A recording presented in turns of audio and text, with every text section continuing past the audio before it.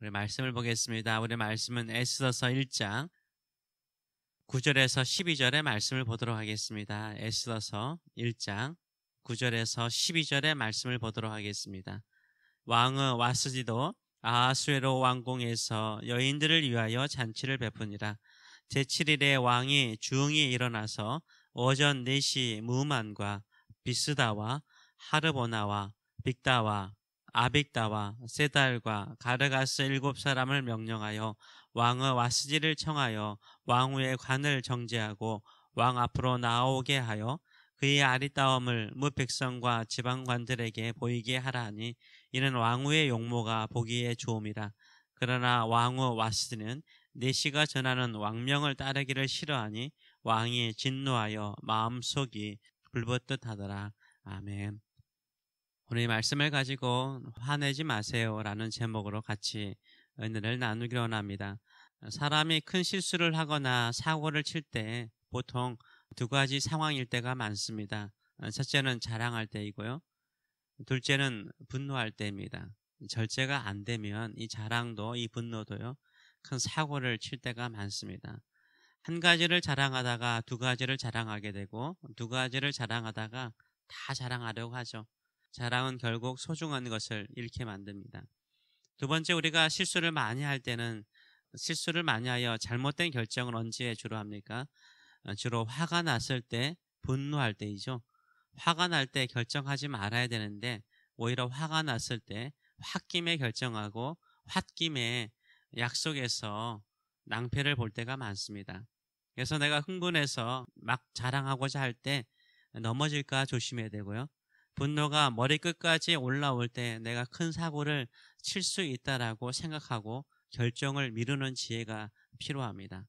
오늘 본문에 나오는 페르시아 왕 아하수에로 왕은 이 두 가지 실수를 범합니다.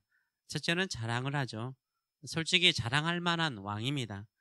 나라의 영토는 인도에서 이디오피아까지 이르고 이 세상의 금은 보화가 다 궁궐에 쌓여 있었습니다. 거의 모든 민족이 왕에게 복종하고 있는 상황이었습니다. 자랑할 만한 왕이죠. 그래서 실컷 자신의 부요함과 자신의 권위를 자랑을 하죠. 약 6개월 동안이나 잔치를 베풀며 고관 대작들에게 자랑을 합니다. 그런데 결국 어디까지 자랑하고자 합니까?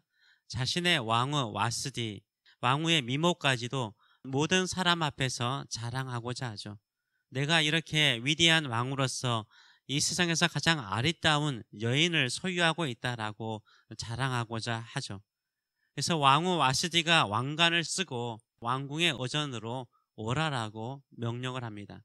11절의 말씀을 보게 되면 왕후 와스디를 향하여 왕후의 관을 정죄하고 왕 앞으로 나오게 하여 그의 아리따움을 뭇 백성과 지방관들에게 보이게 하라 하니 이는 왕후의 용모가 보기에 좋음이라. 여기에 나온 왕후의 왕관, 이 왕후의 관은 우리가 생각하는 그런 왕관을 생각하시면 안 됩니다.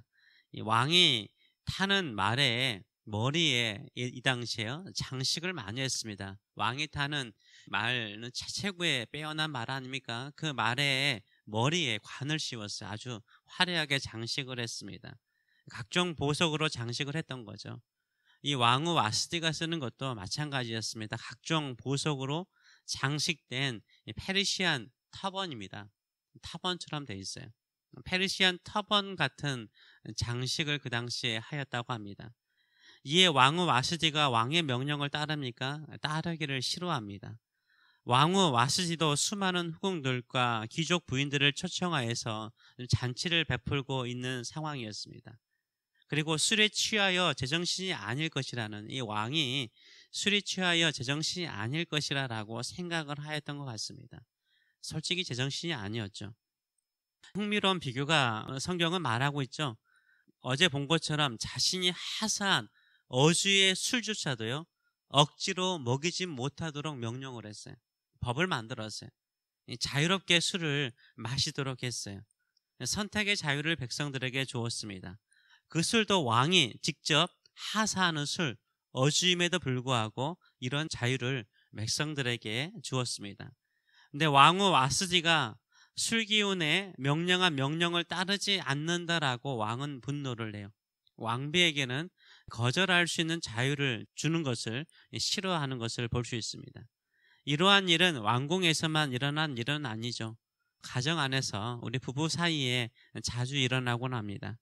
밖에 사람들에게는 그렇게 너그럽고 자비로운데 집안에서 이 배우자인 아내나 남편에게 철저히 복종하기를 원하는 마음은 누구에게나 있는 것 같습니다.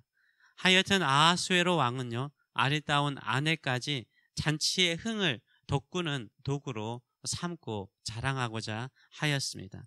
온천하를 자신의 뜻대로 다 할 수 있으니까 모든 것을 다 하려고 했습니다. 왕후도 자신의 뜻을 따르도록 원했습니다. 그러나 따르지 않자 어떻게 합니까? 분노하죠. 얼마나 화가 나면 12절은 이렇게 표현을 하고 있습니다. 그러나 왕후 와스디는 내시가 전하는 왕명을 따르기를 싫어하니 왕이 진노하여 마음속이 불붙듯 하더라 라고 말하고 있습니다. 분노를 불로 표현하고 있습니다. 분노, 화는요, 불입니다. 불은 그냥 두면 꺼집니다. 근데 작은 불이 큰 불이 되는 것은 무엇 때문입니까? 바람 때문입니다.